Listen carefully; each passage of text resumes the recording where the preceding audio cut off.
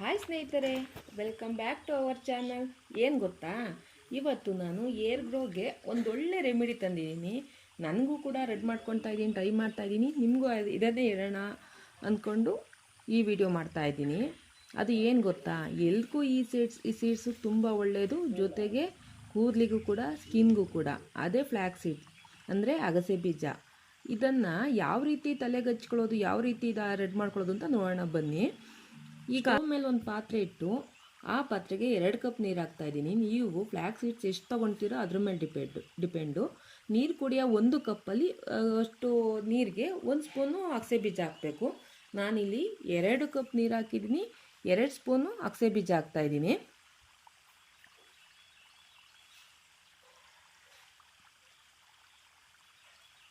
ನೀರು ಬಿಸಿ ಆದಮೇಲೆ ಅಗಸೆ ಬೀಜ ಹಾಕಬೇಕು.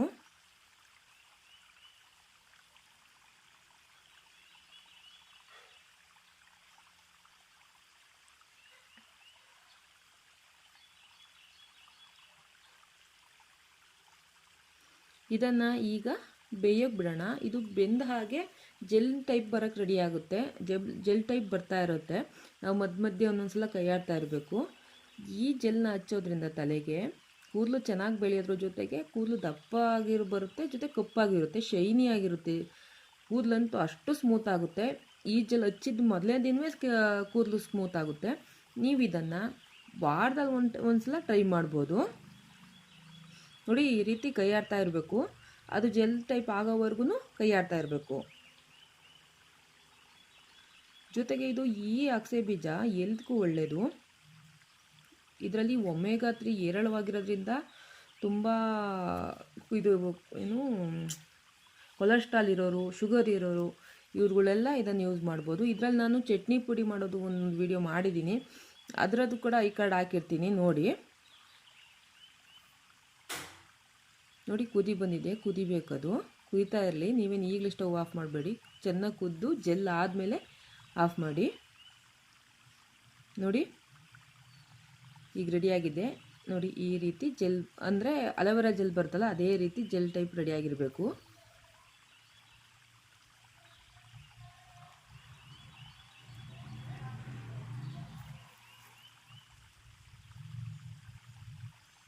ನೋಡಿ, ರೆಡಿಯಾಗಿದೆ. ಈಗ ಇದು ತಣ್ಣಗಾದ್ಮೇಲೆ ಸೋಸ್ಕೊಳ್ಳೋಣ. ಇದನ್ನು ಒಂದು ಬೌಲಿ ಸೋಸ್ ಎತ್ತಿಟ್ಕೊಂಡು ಫ್ರಿಡ್ಜೊಳಗಿಟ್ಟು 15 ದಿನ ತನಕ ಇಟ್ಕೊಂಡು ಯೂಸ್ ಮಾಡ್ಬೋದು. ನೀವು ಬೇಕಿದ್ದರೆ ಇದಕ್ಕೆ ಸ್ವಲ್ಪ ಕೊಬ್ಬರಿ ಎಣ್ಣೆ ಕೂಡ ಮಿಕ್ಸ್ ಮಾಡಿ ತಲೆಗೆ ಹಚ್ಕೋಬೋದು. ನಾನಿಲ್ಲಿ ಜೆಲ್ ಮಾತ್ರ ಸೋಸ್ಕೊಂಡು ಇದನ್ನು ಮಾತ್ರ ತಲೆಗೆ ಹಚ್ಕೊಳ್ತಾ ಇದ್ದೀನಿ. ನೋಡಿ, ಈ ರೀತಿ ಜೆಲ್ ರೆಡಿಯಾಗಿರುತ್ತೆ.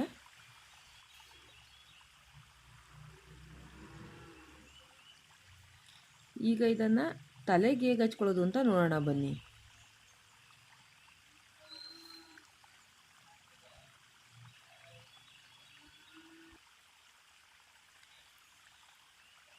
ಈ ಜೆಲ್ನ ನೀವು ತಲೆಯೆಲ್ಲ ಸ್ಕಾಲ್ಪಿಗೂ ಕೂಡ ಹಚ್ಬೋದು, ಕೂದಲಿಗೂ ಹಚ್ಬೋದು. ಫಸ್ಟು ಸ್ಕಾಲ್ಪಿಗೆಲ್ಲ ಬಗೆ ಮಾಡಿ ನೀಟಾಗಿ ಹಚ್ಕೊಳ್ಳಿ.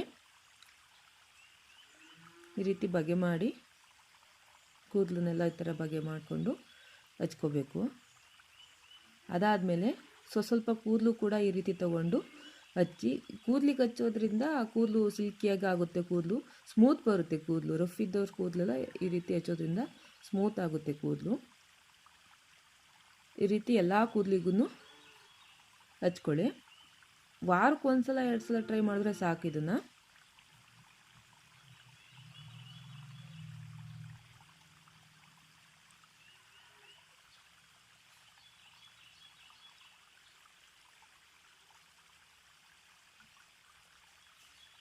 ಇದು ಸ್ಕಿನ್ಗೂ ಒಳ್ಳೆಯದು, ಸ್ಕಿನ್ ಕೂಡ ಹಚ್ಕೋಬೋದು ಇದನ್ನು.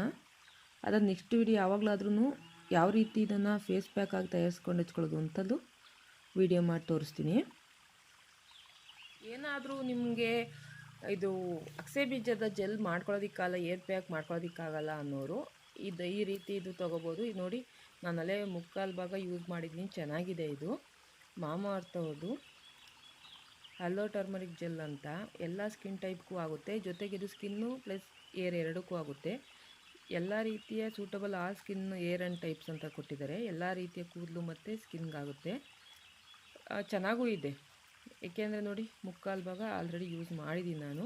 ಚೆನ್ನಾಗಿದೆ. ಇದನ್ನು ತಲೆಗೆ ಏರ್ ಪ್ಯಾಕ್ ಹಾಕೋಬೋದು. ಓಕೆ ಸ್ನೇಹಿತರೆ, ಈ ವಿಡಿಯೋ ಏನಾದರೂ ಇಷ್ಟ ಆದರೆ ಲೈಕ್ ಮಾಡೋದು ಮರಿಬೇಡಿ. ಹೊಸಬರು ನೋಡ್ತಿದ್ರೆ ಸಬ್ಸ್ಕ್ರೈಬ್ ಆಗಿ. ಮತ್ತಷ್ಟು ಇಂಥ ವಿಡಿಯೋಗಳಿಗೆ ನಮ್ಮ ಈ ಹಳ್ಳಿಸಖಿ ಯೂಟ್ಯೂಬ್ ಚಾನಲ್ನ ವಾಚ್ ಮಾಡಿ. Thank you.